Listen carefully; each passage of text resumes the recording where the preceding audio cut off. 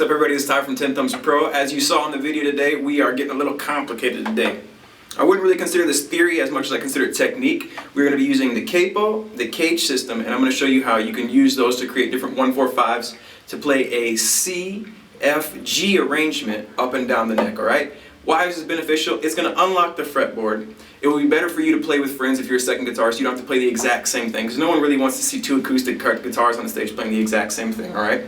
So you can add some polyphony or some deeper harmony. Plus, it's just a good way to get to know the guitar as well, okay? So it'll explain the capo a little better, it'll explain the fretboard a little better, and it will make you a better rhythm guitar player. So, what do you need? Guitar, brain, attention span. If you have those, and a capo. If you have those four things, you can follow us in. If you want, you can also become a patron. It starts with just $1 creation, caps as low as $1 a month, and you have a PDF to print out and follow this lesson along right in front of you. It will accelerate your learning, it will make things easier, but it's not necessary because I have all the information on the screen, okay? So grab those four things, follow me on in, and let's break this one down right now. Alright, so most guitar players out there by now, you've probably put a capo on to play a couple beginner songs that you've seen on some tutorials on the internet, but you don't really fully understand the power of this capo or what it can do. It's a powerful little tool. So we're going to be looking at it through the lens of something called the CAGED system, which is C-A-G-E-D, spelling CAGED, and those keys, those 5 keys, the key of C, the key of A, the key of G, the key of E, and the key of D on the guitar are very important because those are the shapes that you can kind of move around, okay? So, let's look at this through actual song context. I have a progression that's going to go C, F, G, C. Can you kind of hear the 1-4-5 in Ain't Got No Cigarettes, even though that tune is in B, okay? So, in the key of C, the chord's 1, your 1 chord is your C, your F chord is your 4, and your G is your 5. Now we need to know that for all C, A, G, E, and D. Okay, so we have C. To do with A is your 1, 4 is your D, and 5 is your E. For the key of G, G is your 1, C is your 4, and D is your 5.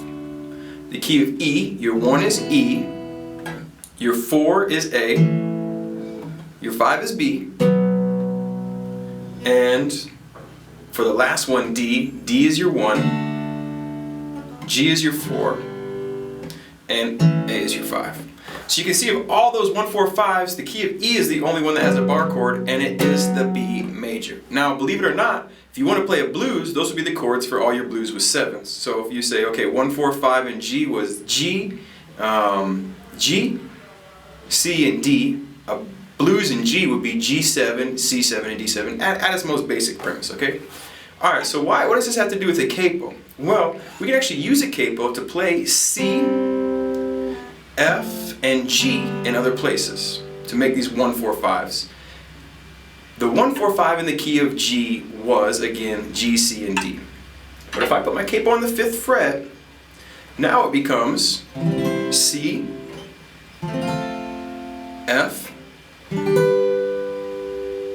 and G. So this is actually a 1-4-5 in the key of C. Okay, so how do I know that? Well, one is because I know the 1-4-5 relationship. So really, to make this work, all you have to be able to do is find the 1. To know that, you need to know your root chords. On the guitar, your root chord for all your major shapes is going to be the lowest note. So for the G shape, if I make a G chord here, this note here is a G note. So what I need to do is I need to find a C note on the same string. G, G sharp, A sharp, B, C. So if I make my G shape here, then it becomes a C chord. But the only problem is we have all these open strings that don't agree. So what we do is we put the capo on the 5th fret, and now we have a C chord, which is pretty darn cool, right? Okay, well then how did I know to put the capo on the 5th fret? Well, let's count from the root to the nut. 1, 2, 3. 3 strings. So the root note is 3 away from the nut. And essentially, what you're doing when you're playing an opening is like playing a capo here. So when I put it on the 5th fret, 1, 2, 3. That's how I find it, okay? Let's say you hate the F chord, we've just eliminated the F chord right here. Okay, that's one option to it. Another thing is, let's say you have a friend playing the open shapes up here, but you want to play along with him. Well, now you can do something with a capo that's the exact same chords, but it sounds much, much different, creating deeper arrangements, creating better harmony, okay?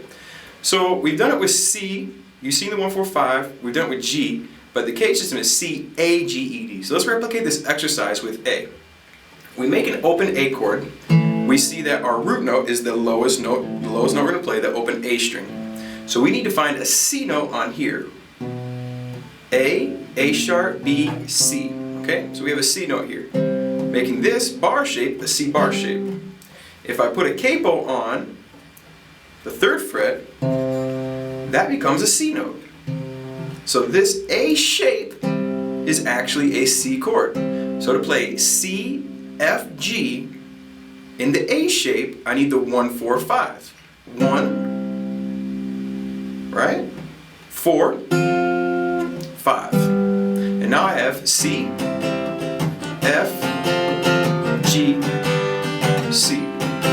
Okay, so we're done with C, A, G. Next is E. Okay, so remember when we talked about how we counted from the nut for the G chord? Well, with the E, it is right there on the nut of the guitar. So to get this 7th, or to get this 8th note, we need to put the capo right on the 8th fret, and our E shape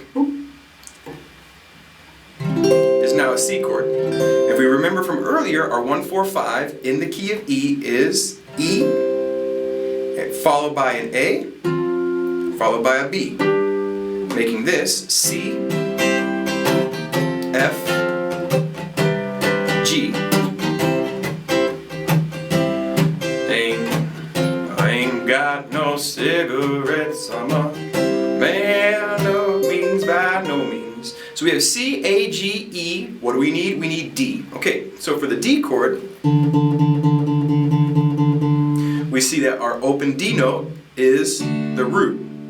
So what we need to do is find the D note on this. Well, the D note's way up here on the 12th fret, then the octave, so the C would be boom, boom, right here on the 10th fret.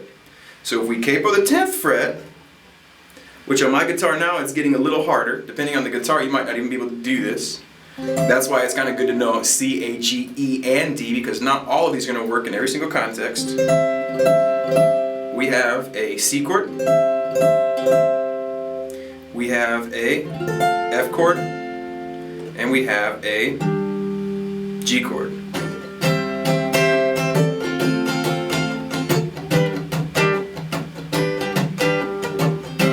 So in the intro video, what you saw me playing was just minus the D. You saw me play C, A, G, E shapes, but I was playing C, F, and G chords in those different shapes.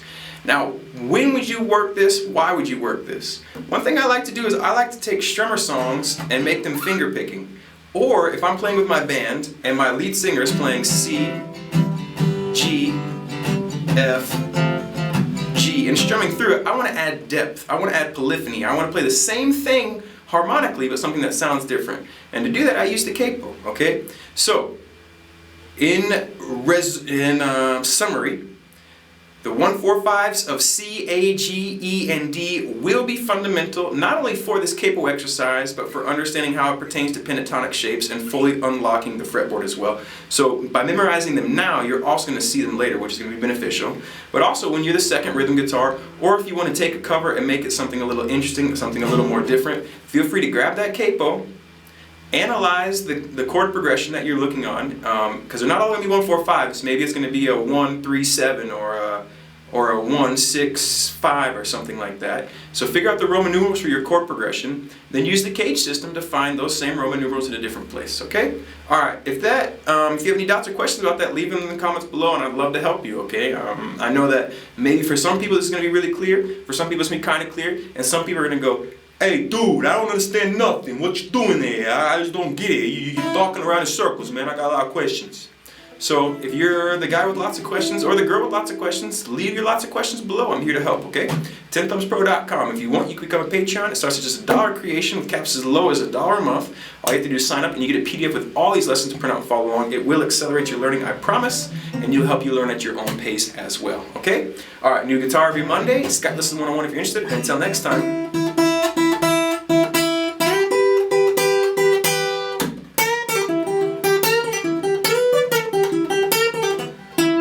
Keep on rocking and rolling, folks. Yeah. Alright, so now you got it. Now you're a slightly more complete musician. I hope you dig it.